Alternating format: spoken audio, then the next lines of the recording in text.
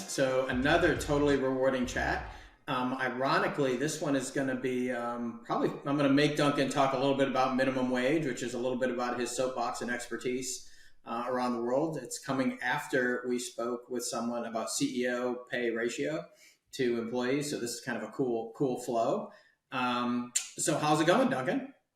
Excellent, Sean. Thank you. How are you? Okay. I'm good. I'm good. Excited to dig into this. Kind of a weird, like I said, just kind of a weird timing of how these all kind of set up. I don't know how they'll come out in the order, but for No, me, it's kind of interesting. I feel very privileged, mate. I feel honoured. I tell you, to be involved in such august company. I'm not sure whether it's an indication of my prowess or my age or whatever, but no, thank you ever so much. I'm delighted to be involved. So before we get into the fun stuff, so that people know why I, wanted to chat with you. Besides, it's always been good. Is give us a background. Your elevator pitch and however many floors is necessary in the elevator. But give us your background because I would butcher it. Sure. Yeah, no, in a way, it's pretty boring. My whole career, 35, 40 years in pay, really, and broader reward. Started out at GM's Vauxhall operation in the UK as a general personnel officer, doing a bit of everything. Kind of decided I didn't know enough about finance, and so went and did an MBA at London Business School and did half of that at MIT, which was great on exchange. And then went into consulting, and I've spent most of my career with uh, large consultancies, but I kind of bounce when I'm in consultancies. I get a spell where I think, hang on a minute, is there any evidence for any of this stuff? Does it really work? So I kind of go into academia or semi-academia and work for research institutes. So I've kind of and then do that for a couple of years and then think, hey, this stuff is totally irrelevant. So go back into consulting. And now I'm kind of in that portfolio stage of my career. I do a bit of all of it, as well as a lot of pro bono charity work on charity remuneration committees, etc. And just doing work, teaching quite a lot on master's programs and trying to raise the level and skill set of folk working in pay and reward, I guess. So I'm not gonna lie, like I've either got wanted to switch jobs for whatever reason, or started to get burnt out about what I'm doing, and then I go spend some time in the wilderness. Never once have I thought, you know what I need? Some time in academia. So I will give you credit 'cause somebody's got to go, and it wouldn't be me. Although I do enjoy, I go to a couple of unis around here and talk, and I can do one class, about stuff, and then I'm like, okay, back to my world. So I give you mad props for being in that space. I think that's awesome to kind of give back. Yeah, some of it I do. So I do with some of World at Work's online programs. I've been involved with them for years as well. And they do one, particularly a global comp program, which I guess is targeted at senior HR and finance folk moving into the top comp job. And that's really fun. You get really experienced, interesting folk, and they're genuinely global, all over the place. Lebanon, Japan, China, and that. Yeah, I learn a lot from those, so that's good fun. But yeah, it's good just to see, these very bright. I hear people saying all the time, "Oh, we're not getting good enough people coming into HR." These sort of 25, 30-year-olds doing HR masters at King's and LSE in places. My God, they're bright. But it's interesting what they've got experience in compared to when we were in our 20s and early 30s, but what they haven't. So areas like job evaluation, key to what we now call pay equity. If you ask people now what they use, they might be able to tell you the system like Korn Ferry Hay or Mercer system. But then you say, but how does it work? How does it actually value jobs? And most of them don't know because it's hidden away in the algorithm. Yeah, that it's become more plumbing, which in effect, if it's efficient, is great. But if they're hiding the basis for making judgments on pay, the AI debate is nothing new. It's job evaluation technology. We've had the same debates for 20 years. But it's such an interesting area to be in, I think. And now you're seeing more HR directors coming up the comp route, whereas I think it was seen as a bit, comp and ben was seen as a bit of a backwater, a bit of a geeky backwater. And I think that's really good news. And, it's just so current now in the press, in politics, etc., that I think it's seen as quite an area to be in, which brings a lot of responsibility with it. Yeah, and probably topic for another day. I know we're putting a panel probably chat with you. It's because that whole job evaluation thing is super interesting. Before we dive in, so I usually ask everyone, so what do you do for fun or hobby outside of work to show us you're an actual human and not AI? Would Well, be great. yeah, no, well, going to a portfolio career, building the leisure side has been harder, and charities are the biggest liars in the world. If a charity for a trustee or on an independent role in an HR board committee says, "Oh, it's only a day a month," my God, don't believe them. I tell you, it's like 3 or 4 minimum. Um, but no, I've got, as I was saying, I've got two girls in their 20s, very different. One works at the House of Lords, the other's in advertising. And so, yeah, I spend quite a lot of time helping them on stuff and just being outdoors. I love being outdoors. I've always, running was great to combine with my international traveling consultancy. So I still run when my body allows, and I just love being outdoors. Well, we have that in common, and I've always said one of the greatest ways to tour a city is to, it's not for everybody, but take a run, casual run, walk, stroll through a city. You can see a lot of it early hours, and so it's been a cool way to see cities. And now there's some other tools that even help more when you're running Chrome up with loops to see everything. So it's a great way.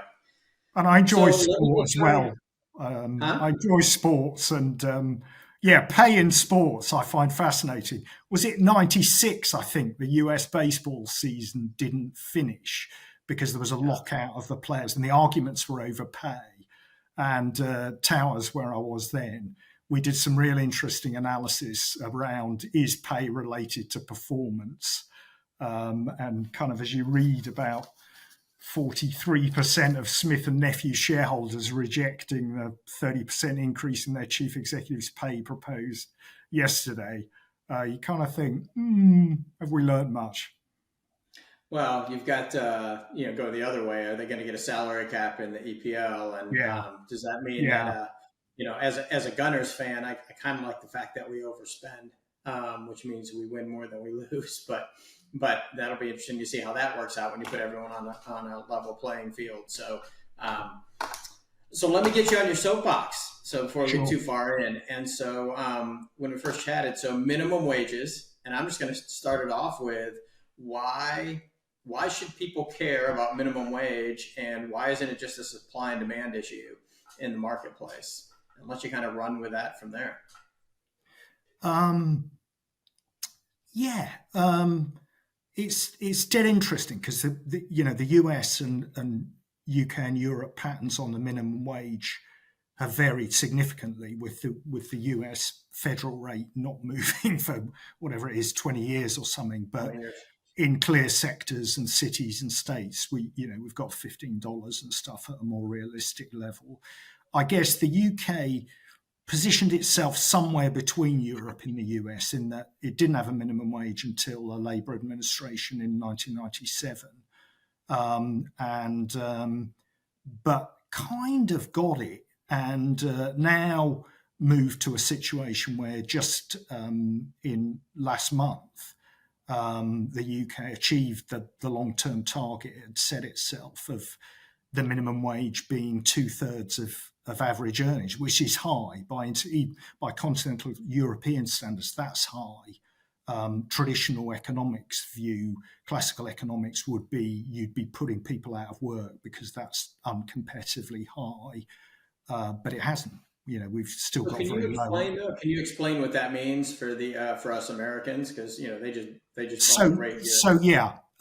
So there are a number of European countries that set their minimum wage as a ratio of average earnings. So it's a formula. The UK it's not a formula. It's kind of independent panel that recommends to the government, called the Low Pay Commission. But they've had the target of getting it up to 2/3 of average earnings. So average earnings in the UK is kind of about 30k sterling. And so this, takes the minimum wage. It moved up about 10% as of April. So it's about 20,000, just a little bit for a full-time kind of 38-hour week. It's about 20,000 sterling. So you kind of think, hey, we've got minimum wage. And, when the British welfare state was created based on William Beveridge's proposals in the 1945 Labour government, their kind of assumption was if you had a job, it was based on addressing 5 evils, and one of them was idleness. So the kind of assumption was that if you had a job, you were okay. And I guess what's very different now is UK has, like the US, very, very low levels of unemployment by historic standards. Most people are in work, but we've got high levels of poverty.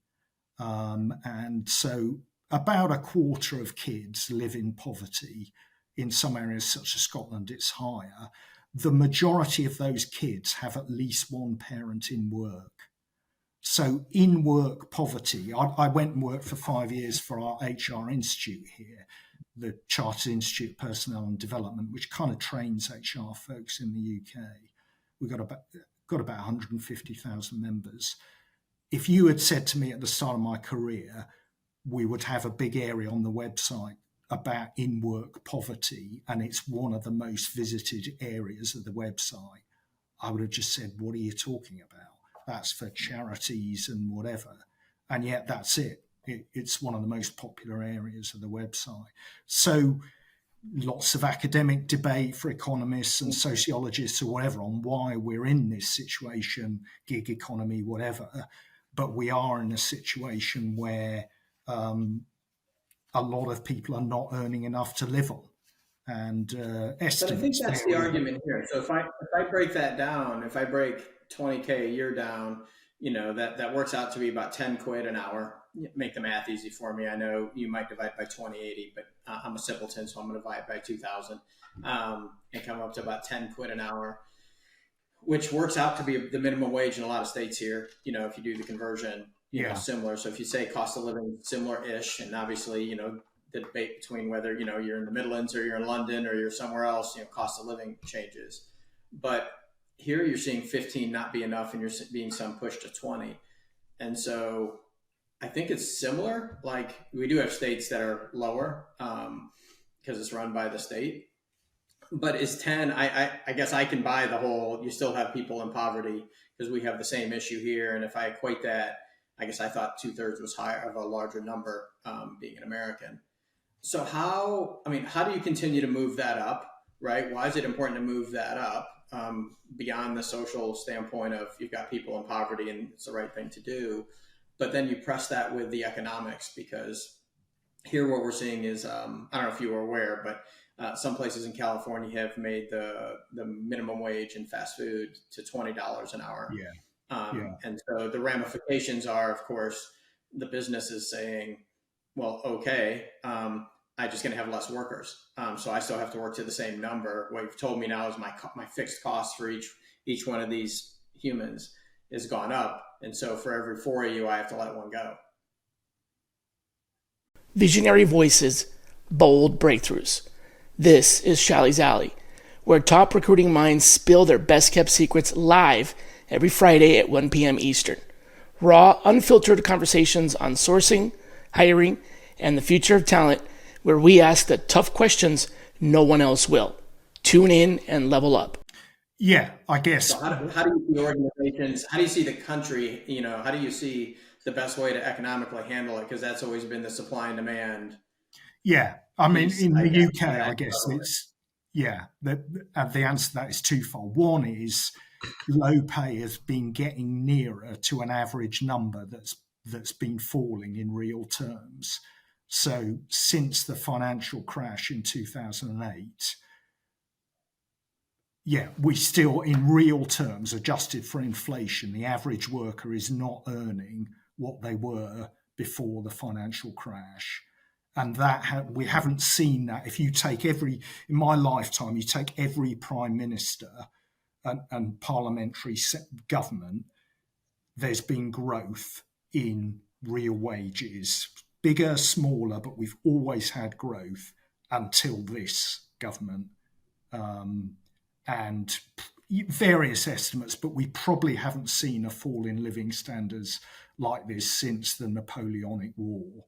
So, this is the fact that I've never seen it in my career, as long as it is.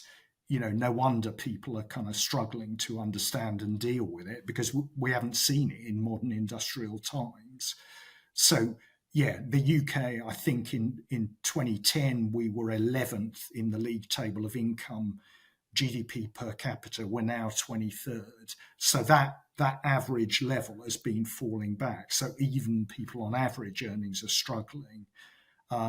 There's a kind of government-supported independent commission called the Real Living Wage, which makes an independent academic-style calculation of what do you actually need to live on. And that is about 1,000 sterling higher than the minimum wage. It's confusing here because the government's tried to kind of muddy it by calling the minimum wage the national living wage, but that's the sort of government minimum is about 1,000 sterling below the real what you actually need to live on, and in London it's about 2,000 below. So, you get a cost of living crisis essentially once you get a spike in inflation as we've had. So I guess two things. I guess a lot of people first, into poverty. good to know you weren't working. Two things. I guess first, good to know you weren't working during the Napoleonic era, so that you didn't see that. And then secondly, so how do you solve it? Because I think it's interesting. We think it's an American problem, but it sounds very, like I'm sitting here listening, it's very, very similar. So we're seeing most places the livable wage is slightly above what the prevailing minimum wage or prevailing wage for whatever industry is. Every time there's kind of a knee jerk or a reaction to move minimum wage up, you move unemployment, right? So this is just fundamental economics, I think. So how do you see companies, countries, states, how do you solve this problem of a wage, before you get to the scruples issues of pay in other places? Yeah. Well, I think, first one is, if when you set up in business, you've got to be able to cover your costs. You need to pay your suppliers what they want for their materials, etc. So the extent to which you should pay what people need to live on, I think is a real interesting question, which, I had never really addressed it in my career. I'd never, I'd done work on real living wages in supply chains in the Far East and developing countries. I'd never done it in a sort of modern economy, but it's become key in the UK. But I think the second thing is we've recognised it's not just about your pay or the hourly rate of your pay, because if you're in very insecure work, perhaps you've been pushed into self-employment by a gig company, and legal questions around is that self-employment or not. But you're certainly bearing all the risk. The shift out of DB pensions to DC pension, lower contributions, again, you're bearing all the risk. I think during the 2010s, the UK government had a policy called austerity. Corporates had a similar policy. It was called total shareholder return. And total shareholder return, which drove executive incomes to very high levels with their incentive plans, also drove massive cost cutting. And just things like chipping away at sick pay, low paid workers hey, they become eligible after 1 year. Why don't we make that 5 years? Then we save some money because, hey, insurance premiums are going high. So let's save some money on that. And throughout the 2010s, we saw that. Why don't we go for 0 hours contracts so that, Sean, I ring you up on a Sunday night or text you on a Sunday and say, okay, Sean, you worked 30 hours last week. Sorry, we've only got demands for 15 hours this week. And you find that out on a Sunday evening.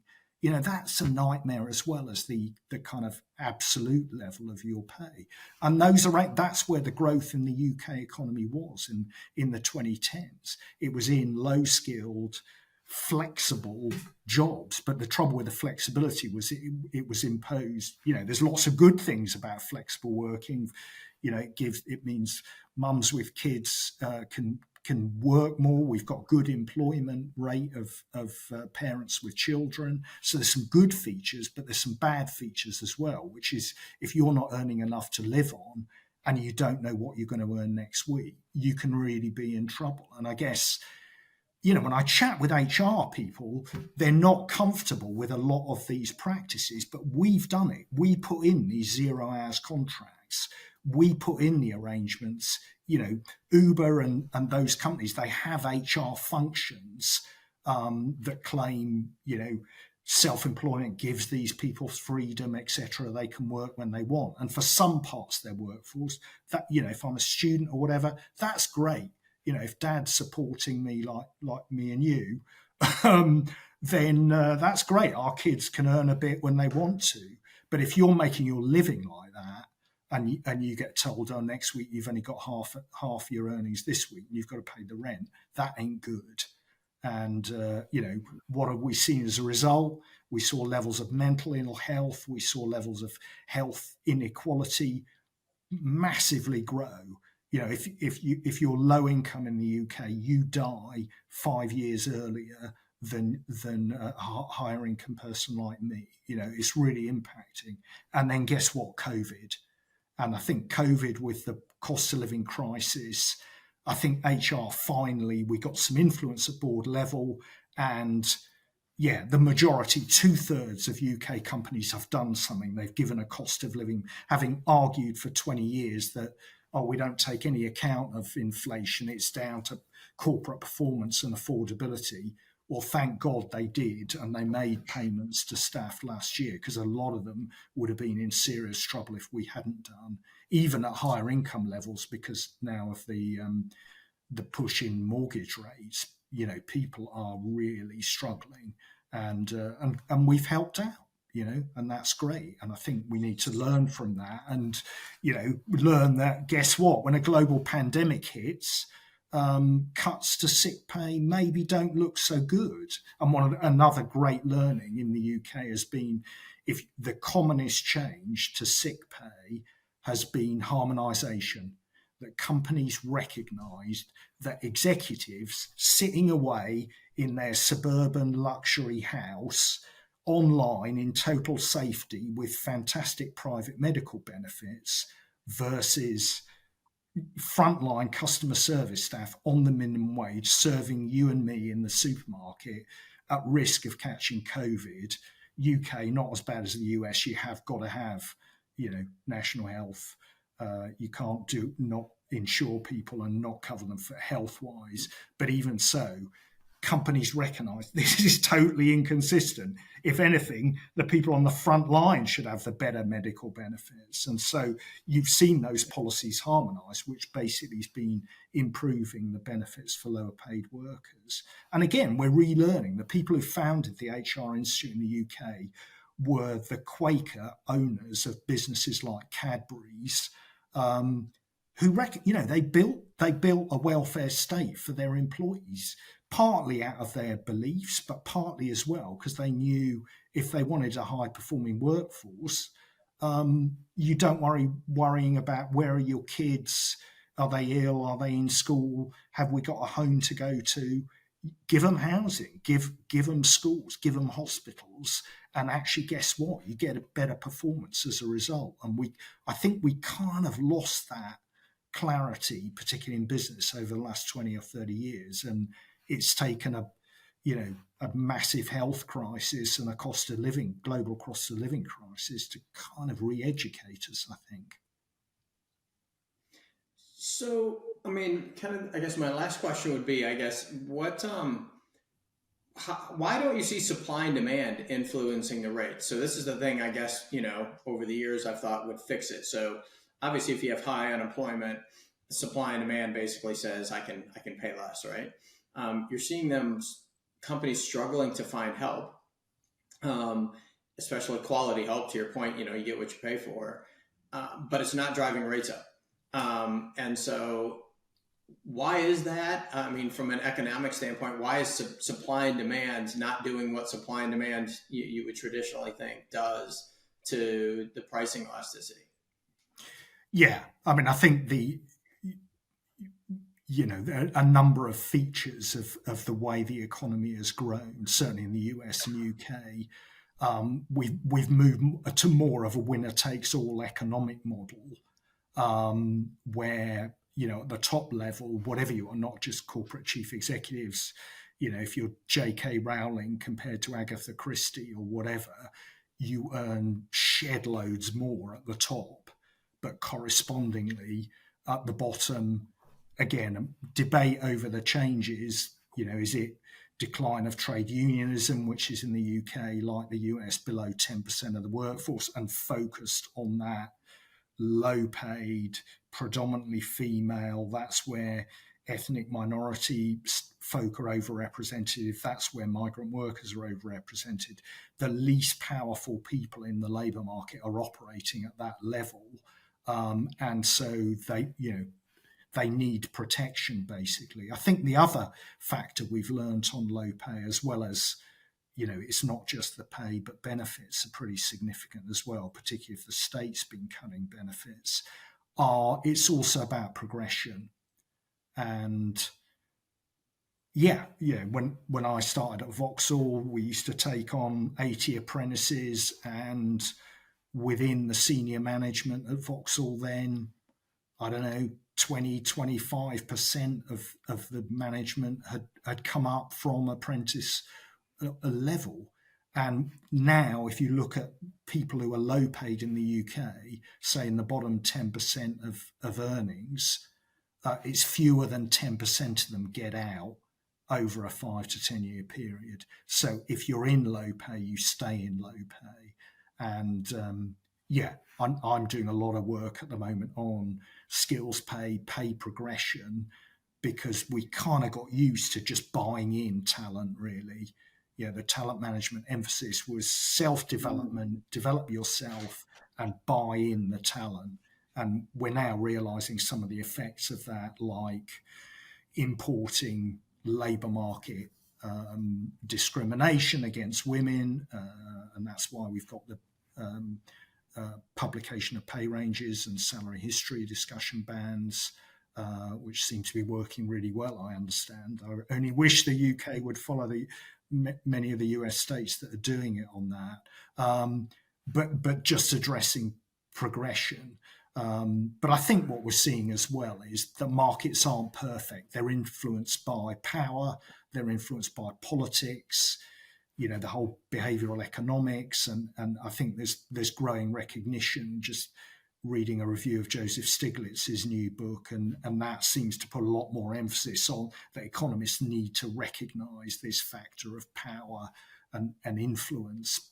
We haven't got perfect markets, and so employers need to recognize that, and states need to recognize it. They need to have regulation in place, and they need to enforce it. The UK probably has a stronger labour market regulation framework than the US, but enforcement is appalling. It's not resourced, it's not delivered,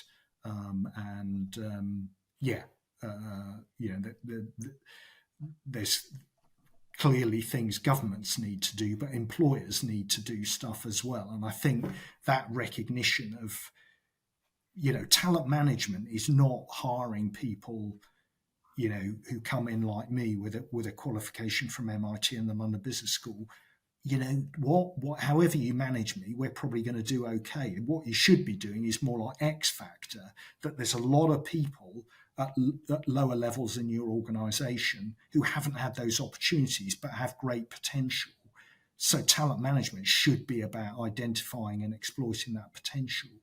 I did a study a few years ago on gender pay gaps, and I went to see a council in East London, one of the poorer areas of London. And the council, there's about 40 local authorities in London, and they're quite interesting because they've all got broadly good public sector HR policies, and they're all pretty similar in those policies, and yet their gender pay gaps are really different. Some of them are over 20%, and the one I went to in East London has no gender pay gap. And that's what I was going out to find out. How do you do it? How have you got no gender pay gap? So I went, and first guy I saw was Barry, the chief executive, very interesting chap. So I said, how have you done this? How have you got a zero gender pay gap? And he said, oh, it's easy. Nobody wants to come and work in Lewisham. And I said to him, you what? And he said, if I was in Westminster, central London, fine, easy to recruit and retain people. He said Lewisham and East London is just nobody wants to live there. So he said it forced us to look internally inside the organisation, and a lot at the lower levels, predominantly female staff, a lot of potential talent. And that's what they develop. Half their senior team are women who've grown up. Interestingly, a lot of them have gone and worked for other local authorities in between, but they come back at a senior level and want to work there. So the gender pay gap is. Sorry, go on. Do you think that's been affected by having been around talent acquisition and kind of the space for a long time? In the old days, I'll call them, you'd assume that wherever you started, you would stay forever. And I think the flip side to that was I can invest in someone because the likelihood of them leaving is much smaller. Whereas now you see, CVs, people move, and it's a much more fluid talent market. So do you see the reluctance of companies investing in this talent to move them up? Because I'll play devil's advocate. I'm going to invest in that talent. And as soon as they're qualified, get a little experience, they're going to take off. And so my investment dollars don't get returned. Do you see part of that as that fluidity in the market as causing part of the problem?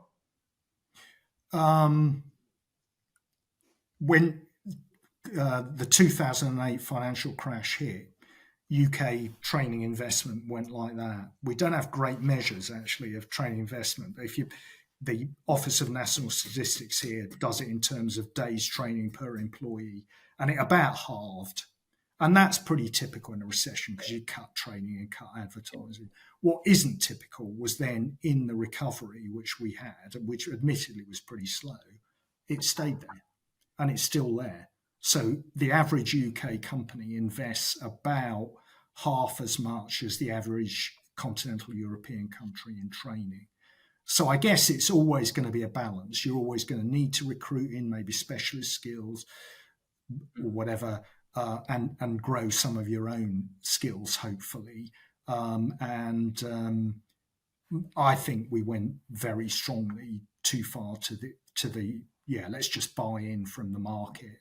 And now, we've still got massive skill shortages, and that is forcing companies to say, hang on a minute, maybe we do need to grow more of our own. Maybe we need to invest in our people. And, the research on it is tremendous. The original research on human capital in the US, Schultz and people looking at, from your own perspective, is it worth taking a year out to do an MBA? Well, yes, it is, and all the business schools will show you that. Similarly, investing in training. When I started out at Vauxhall, a shop floor job on the production line there, a high performer just can kind of move along the track a bit, and then he bumps into the person who's at the next station. So he can't add a lot. Whereas, in consultancy, if we hire in someone who's really good or grow somebody who's really good, they can add 2 or 3 times what the average consultant can bring in. So developing people up there's tons of evidence. It's really pays off. But we kind of, again, we seem to have lost that lesson. And also, the message in the UK for the last decade has been, if you want to get a pay increase, move. The average pay increase for movers in the UK over the last decade has been 3 to 4 times what you would have got if you'd stayed in that employer. And we've seen things like promotions with no pay increase.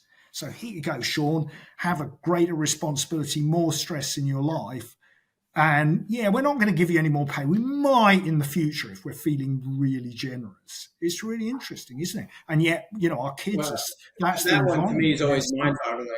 That to me is the most mind-boggling short-term thinking move that's out there, because the premise is that you just pissed them off, but you gave them a title to go look for another job at a more senior level to find even more of an increase swapping across. So to me, that is the shortest term fix. Yeah, I think no, the that short-term I fix, agree is the dumbest thing. But the controls on pay budgets have generally been tighter than they've been on recruitment, and whether yes. deliberate or not, what it's meant has been, that's the message we've given employees. And I think belatedly we're recognising that's pretty dumb, and it's also created problems of.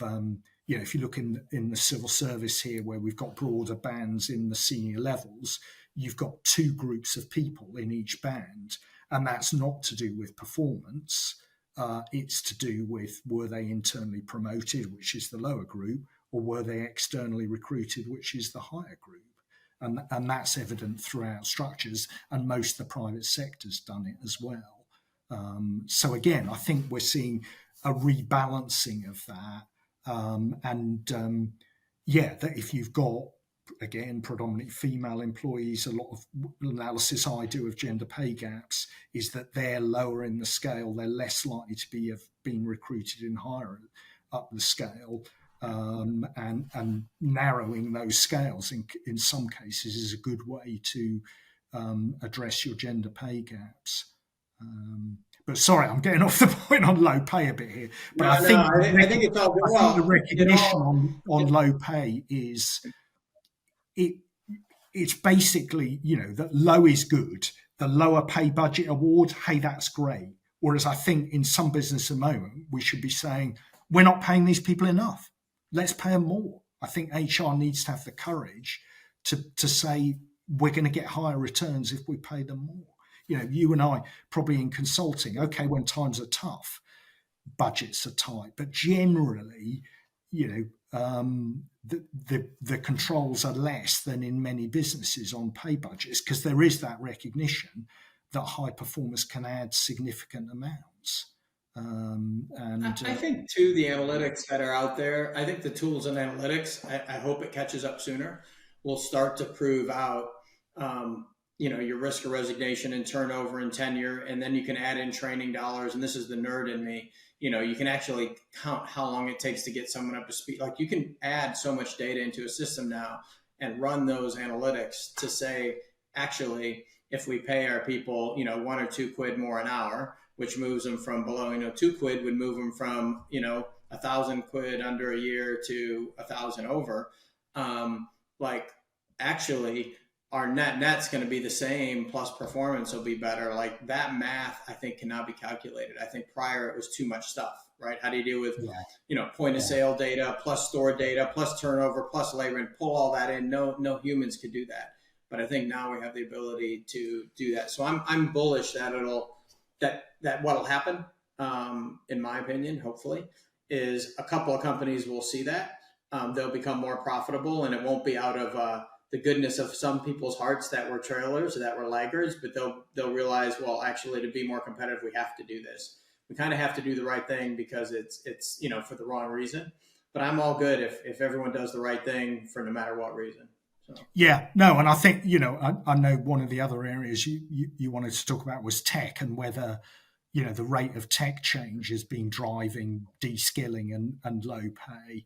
And I think the evidence, even with AI, is the big survey each year that the World Economic Forum do they're predicting a net gain, I think, from AI rather than net job loss. Although, if you're in one of the areas affected, the job loss, that's not to downplay the negative impact. But I think the evidence is that the potential for folks for that technology to upskill people and support upskilling if we use it appropriately is great. I went down to an insurance company in Wales to just have a look at how they were using AI in processing, and most of the staff were really positive. It was doing all the grunt stuff which they didn't enjoy, and it was giving them more time for the more interesting stuff which they did enjoy, and that's of course more valuable to their companies, and it's more valuable to them. I think it can be a real win-win if we get it right. Well, this has been awesome. I feel like I can always chat for a long time. I really appreciate it. We will. So thanks for coming on, Duncan. For those listening, if we'll try to put it, the outro slide, I think is the cool term I'm supposed to use. We'll put some of Duncan's information, publications, whatever links can be found there, for all the smart things he does, because he's way smarter than I am, which is why it was great having you on, Duncan. No, listen, thank you. I really